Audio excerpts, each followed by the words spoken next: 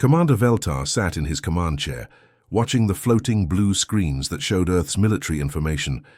The tall alien leader couldn't stop smiling as he read through the files. These humans had just joined the big space government, and they had to tell everyone what weapons they had. "Wait, what?" Captain Zexhai said, his voice getting higher. "They still shoot little metal pieces at each other, with explosions to push them?" The captain's 4 eyes went wide as he stared at the report. All the other alien officers in the room started laughing so hard that some of them fell off their floating seats.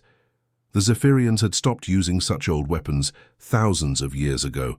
They had bright energy guns that could melt through steel and force fields that could stop any solid object. Veltar pointed at another part of the human report. "Look at this funny part. They call it working together tactics and fighting in weird ways. It's cute how they try to make up for having bad weapons by being creative." The report made humans sound like they had just learned how to travel between stars last week. Their spaceships looked like flying boxes compared to the smooth, crystal-like Zephyrian vessels. The human weapons seemed like something from a museum, and their fighting style was based on something called old soldier knowledge. "What does that even mean?" asked another officer, wiping tears from his eyes. "Old soldier knowledge? Do they have their grandfathers tell them war stories?" The room erupted in laughter again. These aliens had never lost a war. Their technology was so advanced that most enemies gave up without fighting. They had energy weapons that could destroy entire cities and shields that made them nearly impossible to hurt. Veltar stood up and walked to the big window that showed space. "The Council gave these humans 3 whole star systems out in the edge of our galaxy. Good planets with valuable metals and perfect weather. Why should such valuable worlds belong to a species that still fights with metal bullets?" He turned back to his officers, his skin glowing brighter with excitement. "Maybe it's time we taught these new species about how things really work in our galaxy. Maybe they need to learn that the strongest species get the best planets." The intelligence report showed that humans had been fighting each other on their own planet for thousands of years, but the Zephyrians saw this as proof that humans were violent and primitive, not as a sign that they might know something about war. "Their biggest warship is smaller than our transport ships," laughed one officer. "And look at this, they actually have soldiers who walk around on the ground instead of using combat robots." Veltar nodded, already making plans in his mind. The pie. Humans had 3 beautiful worlds that would make perfect additions to the Zephyrian Empire. With their advanced technology, taking those planets would be easier than taking candy from a child. "Send a message to the fleet commanders," Veltar ordered. "Tell them to prepare for a quick military action. We'll be polite about it, of course. We'll give the humans a chance to surrender peacefully before we show them what real military power looks like." The officers cheered and started making plans. They had no idea that they were about to learn a very hard lesson about the difference between having the best weapons and knowing how to win wars. The beautiful alien spaceship appeared out of nowhere above Earth's moon base like a giant floating crystal. The ship, called Hegemony's Will, was so shiny and advanced that it made the human space station look like an old metal box. Ambassador Krixval had traveled all this way to have what he called a diplomatic meeting, but everyone knew he was really here to make demands. Inside the space station's small meeting room, the scene looked almost funny. The Zephyrian aliens were huge, nearly 8 feet tall, with skin that glowed and changed colors like a living rainbow. Their patterns pulsed bright blue and gold, showing how confident and powerful they felt. Across the table sat just one human, Ambassador Lee Daeho, a quiet man in a plain gray suit who looked tiny next to the aliens. The lead alien, Krixval, spoke in musical tones that his computer translator turned into cold, robot-like English. "The great Zephyrian Empire needs you to give us 3 of your planets right now. We want New Kandahar, Haven's Rest, and the Kepler mining station. Your weak human military cannot protect these valuable worlds anyway." The other aliens nodded and made agreeing sounds. They had done this before with other weak species. Most aliens just handed over their planets when they saw Zephyrian technology. Why would humans be any different? Lee Daeho sat quietly, his wrinkled face showing no emotion at all. The aliens had no idea they were talking to a man who had fought in 3 different wars before becoming a diplomat. He had been a tough Marine. Soldier who had seen battles that would give most people nightmares. But he looked like just another boring government worker. "Thank you for thinking about our safety," Lee said politely, his voice calm and respectful. "But we need 2 days to talk to our leaders about your kind offer." The aliens looked at each other and made happy, clicking sounds. This was going exactly as planned. The human was being polite and reasonable, just like all the other weak species they had conquered before. "Very well," Krixvoll said, his skin patterns getting even brighter with satisfaction. 48 Earth hours. Then we expect your complete surrender." As the aliens left the meeting room, they were already planning victory celebrations. Their ship disappeared into space, heading back to their fleet to wait for the humans to give up. But Lee Dae-ho wasn't planning to surrender. The moment the aliens were gone, he pulled out a special communication device that could send secret messages across the entire galaxy in just minutes. His fingers moved quickly as he typed coded messages that only certain people would understand. Across human space, on dozens of different planets, ordinary people got a simple message on their computers. "The old team is getting back together. Pack your gear." On New Kandahar, a farmer named Park Jin-woo read the message and smiled grimly. He walked to his barn and moved some hay bales, revealing a hidden door. Behind it were weapons and equipment he hadn't touched in 10 years. On Havens. A restaurant owner named Kim So-young, closed her shop early and went to her basement. She pulled out a dusty box filled with military communication devices and started making phone calls to people she hadn't spoken to since the war. On mining stations throughout the galaxy, human workers who had been digging for metals and running cargo ships suddenly remembered they used to be soldiers. They began gathering in secret, sharing information and making plans. The Zephyrians thought they were dealing with helpless farmers and merchants. They had no idea they had just threatened a network of battle-tested veterans who had been waiting for this moment their whole lives. The alien attack ships came down from the sky like angry metal wasps, their weapons shooting bright beams of energy that lit up the morning air. The Zephyrian hover tanks floated down New Kandahar's main street like they owned the place, their blue force fields glowing around them like protective bubbles. When the human colonists shot at them with their plasma rifles, the energy bolts just bounced off harmlessly. "Stop fighting us," the alien ground commander said through his speaking device, his voice echoing between the buildings. "Your guns can't break through our shields. You're just wasting your time." The aliens moved forward in perfect lines, just like they had been trained. Everything was going exactly according to their plan. They had done this same attack on dozens of other planets, and it always worked the same way. The locals would shoot a few times, realize their weapons were useless, and then surrender. But hidden behind a pile of concrete blocks, Park Jin-woo was watching everything with the careful eyes of someone who had seen real war before. The colony's security chief looked like just another middle-aged farmer, but 20 years ago, he had commanded 800 soldiers during the bloody fighting on Mars. He knew something the aliens didn't. Wars weren't won by having the best shields. Park pressed a button on his radio and whispered quietly to his people scattered around the town. "Everyone, start shooting. But remember what I taught you. We're not trying to break their fancy shields. We're fighting the way they think." The first bomb went off right under one of the floating tanks. It wasn't some high-tech alien explosive, just old-fashioned chemicals that Park had mixed himself using mining supplies. The blast flipped the heavy tank upside down like a toy, crushing the surprised aliens inside. Their amazing shields hadn't protected them from an attack coming from below. Suddenly, gunfire started coming from everywhere. Human snipers hidden in buildings and behind rocks began picking off alien officers with regular bullets. The Zephyrians were confused. How were these primitive weapons getting through their defenses? They didn't understand that the humans weren't shooting at their shields. They were aiming for the tiny gaps where the energy fields didn't quite cover everything. Within just a few hours, the supposedly superior alien army found itself trapped and confused. Every time they tried to move forward, another bomb would explode.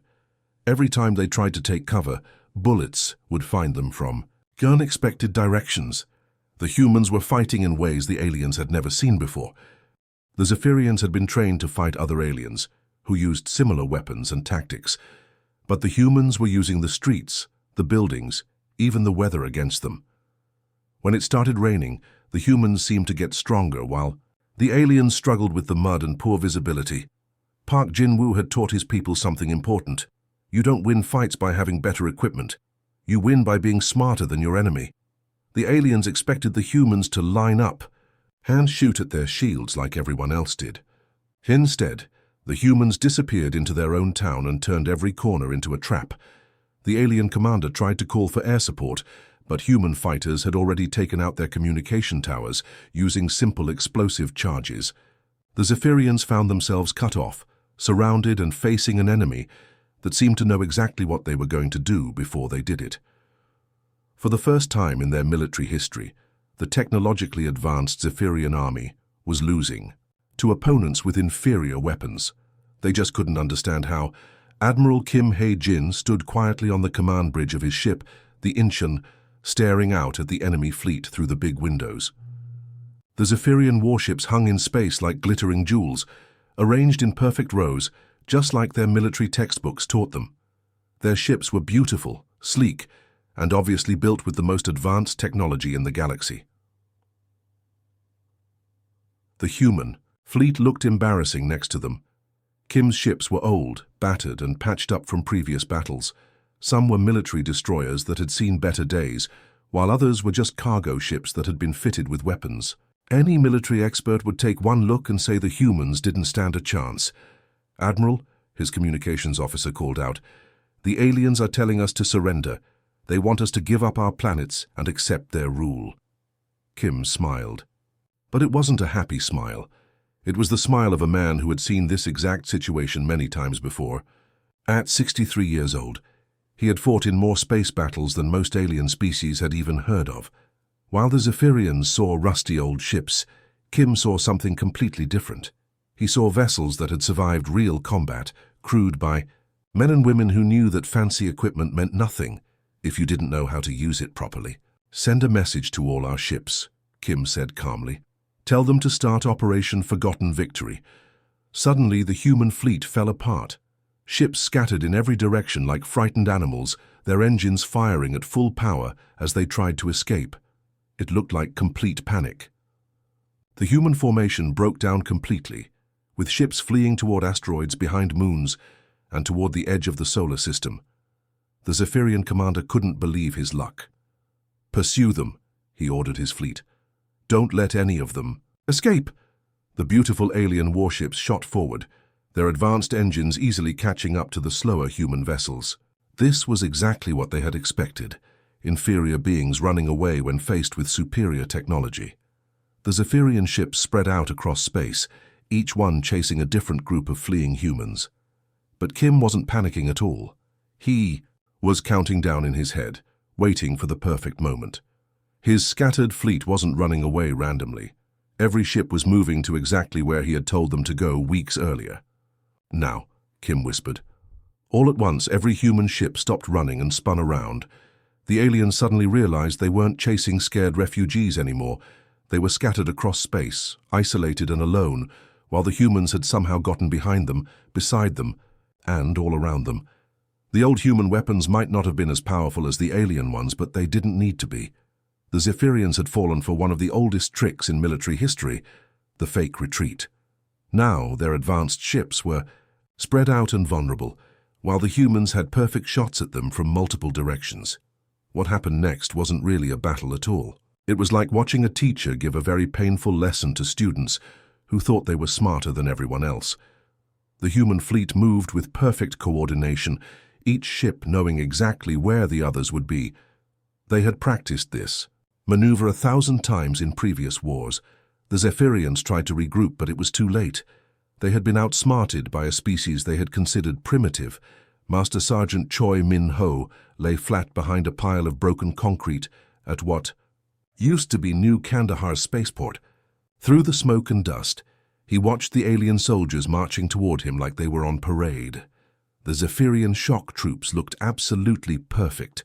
Their shiny armor reflected the sunlight, their energy weapons hummed with power, and they moved in exact formation like dancers following music. These aliens had no clue they were about to walk into a trap. set by a man who had lived through hell itself. Minho had survived the siege of Olympus Mons, one of the bloodiest battles in human history, where soldiers had fought for 6 months in underground tunnels while the surface burned above them. "Hold your fire," Minho whispered into his radio. To the other defenders spread around the ruined spaceport, "Let them get closer." The men and women with him weren't regular soldiers anymore. They were farmers, shopkeepers, mechanics, and teachers who had come to New Kandahar to live quiet lives after their wars ended. But when the fighting started, their old training came back like riding a bicycle. The youngest fighter with them was Lee Sang-woo, who had fought space pirates in the asteroid mining fields. The oldest was Grandmother Park Sun-ja, who had been shooting enemies before humans even learned to travel between stars. The aliens kept marching forward in their perfect lines, just like their training manuals taught them. They had read reports about human fighting methods, simple attacks in straight lines, basic tactics, nothing fancy. The Zephyrians expected the humans to line up opposite them and have a straightforward shooting match, but the aliens had only studied the paperwork. They hadn't learned the real lessons that humans passed down from soldier to soldier, from grandfather to grandson, from war to war. They didn't understand that humans had been fighting and dying and learning from their mistakes for thousands of years. When the aliens reached exactly the right spot, everything happened at once. Gunfire erupted from places that shouldn't have had people hiding in them. Explosions went off in a careful sequence that pushed the confused aliens toward other hidden traps. Every time the Zephyrians tried to take cover or reorganize, the humans were already shooting at them from somewhere else. "Where are they?" screamed the alien squad leader into his communicator, his voice cracking with fear as his beautiful formation fell apart around him. "How do they know what we're going to do before we do it?" The answer was simple, but the aliens couldn't understand it. Every trick they tried, some human had seen before. Every tactic they used, some human army had already figured out how to beat. When the aliens tried to flank left, the humans were waiting because they had fought enemies who tried the same thing 50 years ago. When the aliens tried to call for air support, their communications were jammed, because humans had learned that lesson in a dozen previous wars. Minho watched the confusion and panic spread through the alien ranks. These perfect soldiers with their advanced technology were falling apart, because they had never fought an enemy that remembered everything. Humans didn't just fight battles. They studied them, learned from them, and taught the lessons to the next generation of fighters. The Zephyrians were discovering that they weren't just fighting a bunch of farmers and colonists.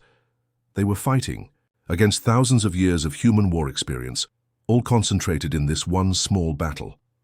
Captain Oh Seung-hwan sat in a plastic chair across from the captured alien officer in what used to be New Kandahar's community center. The big room where families once held birthday parties and town meetings was now filled with wounded soldiers lying on stretchers. The Zephyrian prisoner's skin kept changing colors, flashing red and orange patterns that showed how upset and confused he was. The alien looked around the room with growing horror. Human civilians were everywhere, but they weren't acting like normal civilians. Teenage kids were quietly sorting bullets while their mothers bandaged injured fighters. An old man was teaching a group of women how to use captured alien weapons. Even little children were helping, carrying water and supplies to the defenders. "This is wrong," the Zephyrian officer said through his translator device, his voice sounding like cold metal. "Your people fight without any honor at all. You make your civilians into soldiers. You turn peaceful places into military bases." Seung-hwan nodded slowly, like he was thinking about something sad. At 45 years old, he had spent half his life in special operations, fighting in secret wars that most people never heard about. He had questioned enough enemies to know that understanding how they think was just as important as knowing how they fight. "You're right. We don't fight for honor," Seung-hwan said quietly. "We fight to stay alive. And we've been doing it for a very, very long time." The alien's skin patterns shifted to confused blue and purple colors. "But your weapons are so old-fashioned. Your spaceships look like they're falling apart. The way you fight breaks every rule of proper warfare." "Proper warfare," Seung-hwan repeated the word slowly, like he was tasting something bitter. "Tell me something. In your proper wars, what happens to your people when you lose?" The losing side surrenders with dignity and joins the winners. Society, the alien explained, as if talking to a child. It's how civilized species handle conflict. Seung Hwan was quiet for a long time, watching a grandmother teach her grandson how to clean a rifle. We tried that approach once, he finally said. It didn't work out very well for us, so we learned to fight in a different way. We learned to fight like our lives always depended on winning, because they always did. The Zephyrian officer looked around the community center again, but now he was seeing it with completely different eyes. Those children weren't just playing games, they were learning how to load bullets into magazines. The old people weren't just volunteering to help, they were teaching younger fighters tricks they had learned in previous wars. The civilians weren't just supporting the military, they were the military. Your whole species is like one giant army, the alien whispered, his voice filled with fear. No, Seung Hwan corrected him gently. Our whole species has experience, he gestured toward a woman who was teaching medical first aid to a group of teenagers. That's Mrs. Kim. She was a combat medic in the Titan War, now she runs the local bakery. He pointed to an old man, showing young people how to set up defensive positions.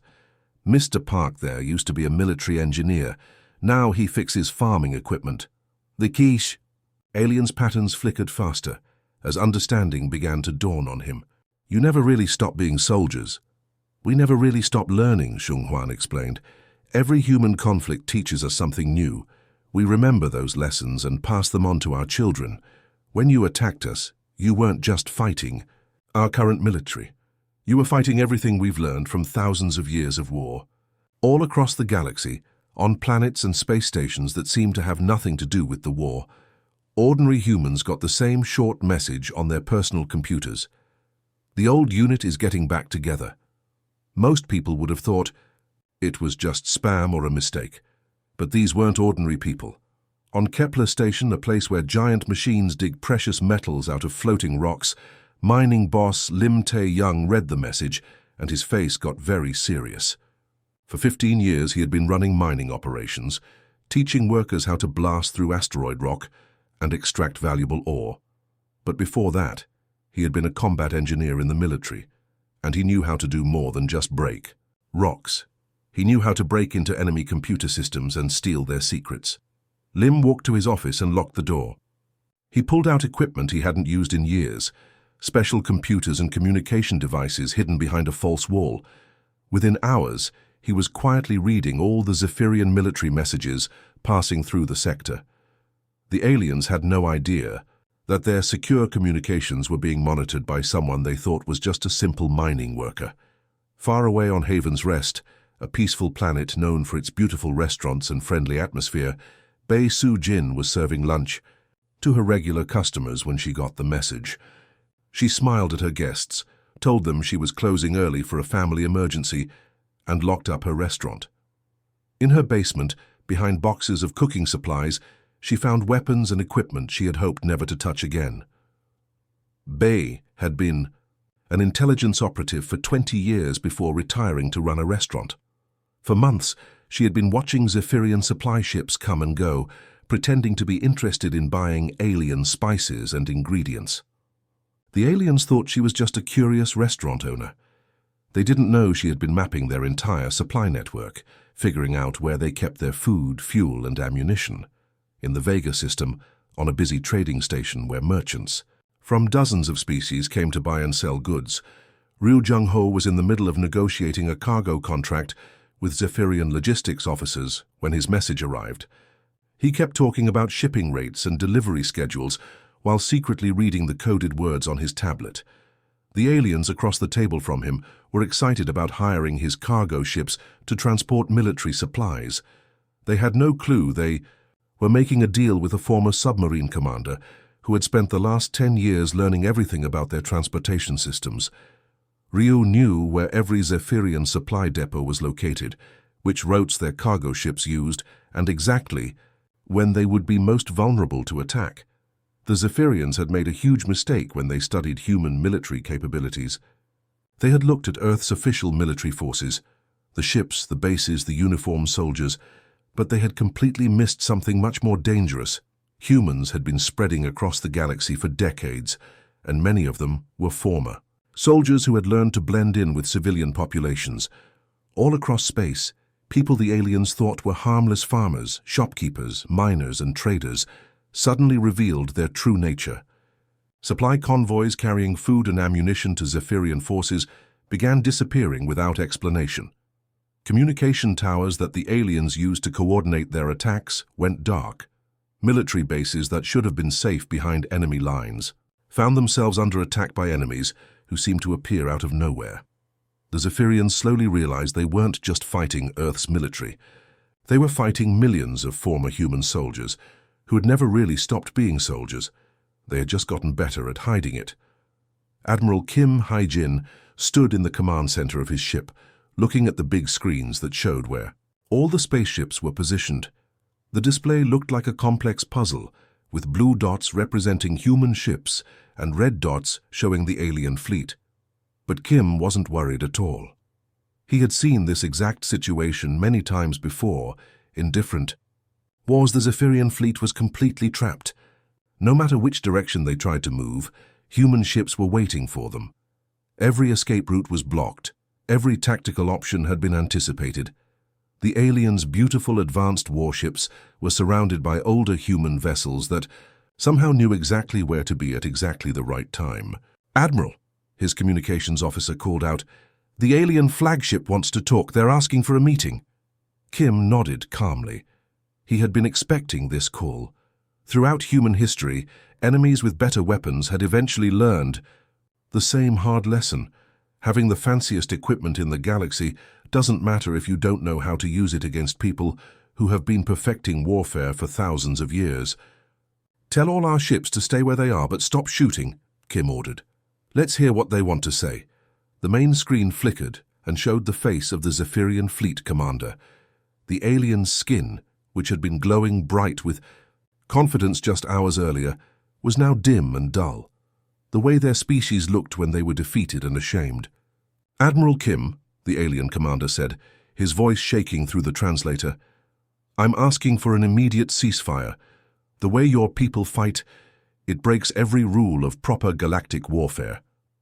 "It breaks your rules," Kim corrected him gently. "We're fighting by our own rules, rules that were written with the blood of our ancestors and improved through thousands of different wars. Rules that say staying alive is more important than looking honorable, and winning is more important than following someone else's idea of how battles should work." The alien commander's skin patterns flickered with confusion and fear. "How?" he asked, his voice barely louder than a whisper. "How do you coordinate such complicated operations across so many different star systems? How do you know what we're going to do before we even do it? How do you turn regular people into soldiers so quickly?" Kim was quiet for a moment, thinking about how to explain something that was as natural to humans as breathing. "We don't turn regular people into soldiers," he finally said. "We are all soldiers. Some of us just take breaks from active duty."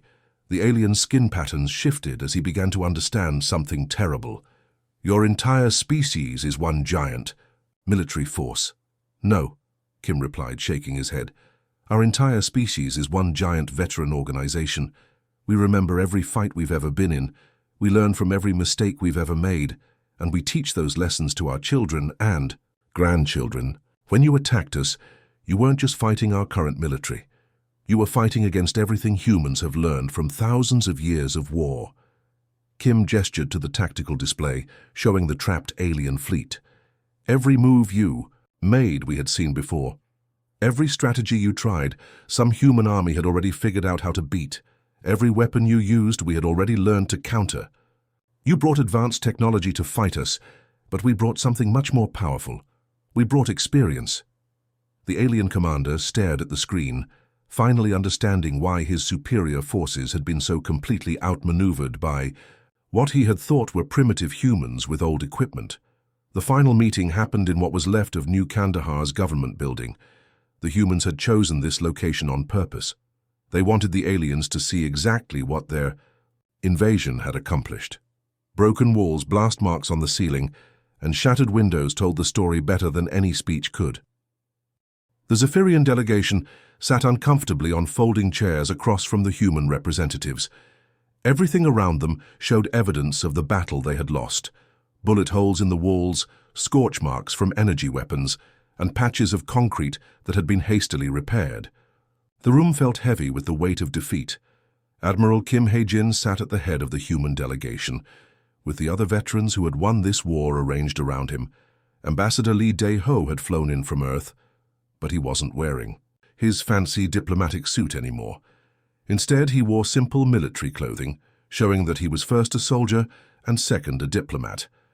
In the corner, Master Sergeant Choi Min-ho sat quietly, saying nothing but reminding everyone that these humans were still dangerous, even when they were talking peace. "Our demands are very simple," Lee said in a voice that carried the authority of someone who had earned respect through fighting, not through politics. "You will completely withdraw from all 3 star systems that you tried to take. You will pay for all the damage you caused with your unprovoked attack, and you will officially recognize that these territories belong to humanity." The Zephyrian commander's skin flickered with colors that showed embarrassment and shame. "These demands are very harsh for the losing side." "Actually, they're quite merciful," Captain Oh Sung-hwan said from his position near the door. "We could have made things much, much worse for you if we wanted to." The alien commander tried to explain himself. "You have to understand, we truly believed that our advanced technology made us superior to you. We thought wars were won by whoever had the most powerful energy weapons and the strongest defensive shields."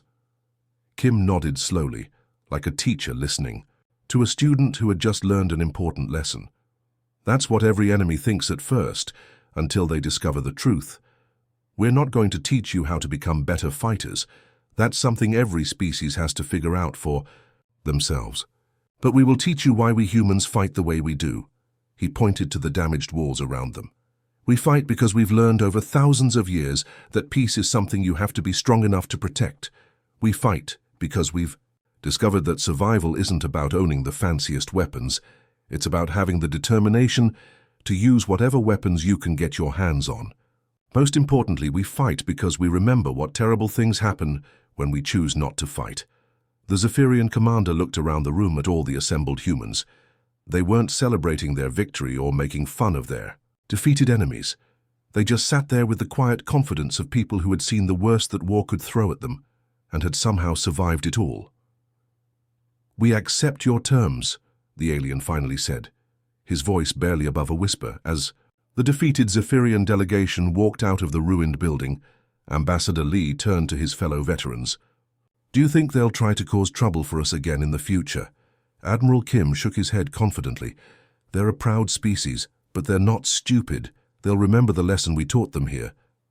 Master Sergeant Choi spoke for the first time since the meeting had started. "They all remember eventually. At least the ones who live long enough to learn do." Outside the building, the people of New Kandahar were already working to rebuild their colony. The veterans who had been called back to fight were returning to their normal jobs as farmers, shopkeepers and teachers, carrying with them new memories and experiences to add to humanity's vast collection of hard-earned knowledge about warfare. The galaxy had learned something important about the humans from Earth that day. They weren't the most technologically advanced species, they weren't the physically strongest, and they certainly weren't the most numerous, but they had mastered the one skill that mattered most in a dangerous universe. They knew how to survive anything, and they never forgot a single lesson they learned along the way.